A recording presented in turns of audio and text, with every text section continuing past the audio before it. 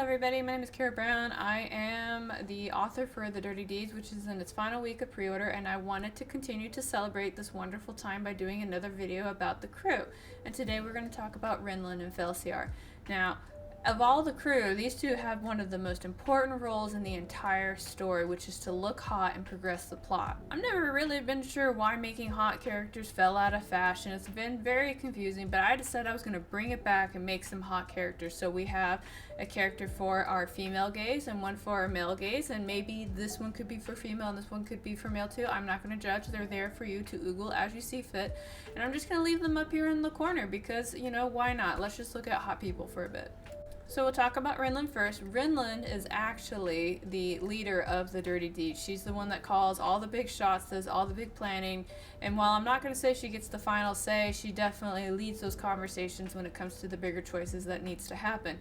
Why is that? Well, she happens to have a very interesting background that I don't want to dive into right now, that's kind of given her the background intel that she needs in order to help everybody survive and move forward. It's very important. Now, on the other side, we have Felsiar. Now, Felsiar is my personal favorite out of the crew. Spingy follows pretty close after that.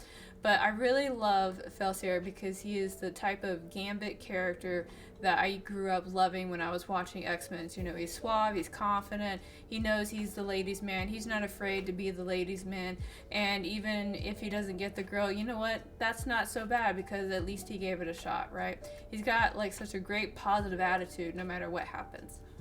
Of the Dirty Deeds crew, I'm going to say that these two have probably worked together in this capacity the longest.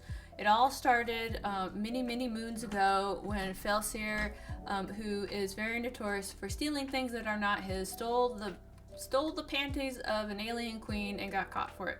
But because of how creative he was in stealing these panties, it caught Rin'lyn's attention. So it was kind of one of those things where it's like, well, you could die tomorrow or you can come work for me. And he was kind of like, you know, I like living, so I'll come work for this hot elf person. Like, why not? Let's do it.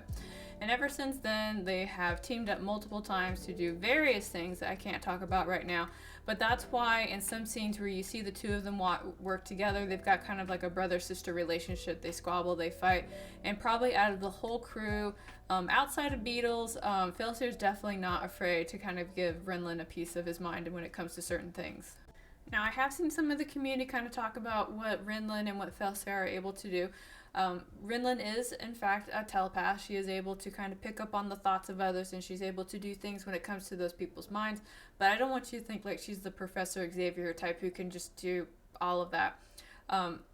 The way her ability works is kind of similar to how the body works, where if you're not training it and you're not doing it carefully, you can end up hurting yourself. So for example, if you're not used to deadlifting and you're like, man, today I think I'm just going to go ahead and deadlift like 300 pounds for the first time, I mean, I don't recommend it. That's how you get really hurt. And that's the same thing that applies to her ability. She has to be very careful about how she uses it because it does have repercussions, which is actually why in the crew, Sulia is her best friend, because every time she uses her ability, guess what? She gets to spend time with Sulia. Felsiar also actually spends a lot of time with Sulia as well, but for different reasons. He is part of the ground crew, so when it's time to go out and do missions, he's one of the trio that goes out with her.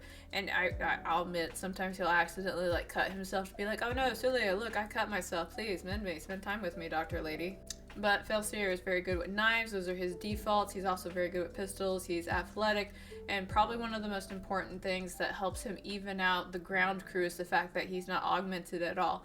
Because one of the things that I said in one interview, which was with a podcast called, Your Favorite Part, was that if Sulia, who's very augmented to the point where she's a Terminator, runs into somebody who's able to control metal or just even like a giant like magnet or whatever, and she gets picked up, like she's done. Like that's it. So having somebody who's non-augmented, it helps balance out and kind of like picks up the weaknesses of all the other crew members. Now, I will say on the flip side, some of you may see that he's worn that mask a few times, and he actually needs that mask to help him breathe in air, because if you look at how wide his chest is, he's got very large lungs, which means that he needs more air. And sometimes when he gets super active in certain climates that doesn't have the air that he needs, it completely wins him. If you've ever been, if you've ever had to run and you're not conditioned to run in a low air environment, go from Texas to Denver and try running and tell me how that goes. Like that's a thing that he has to constantly fight with. But I love these two characters very, very much. I love their dynamic. I love how they bring out the personalities of the other characters, and I also I really appreciate how it.